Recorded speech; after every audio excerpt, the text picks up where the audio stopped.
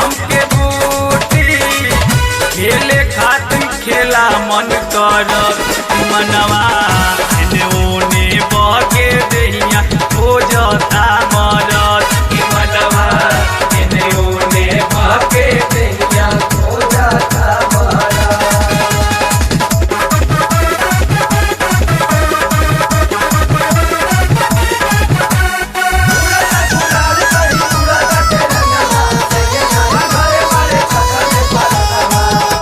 देवरा सुशील बहुते बड़े रंगबाज हो हृदय बलमुआ तोहके आबिला न लाज हो।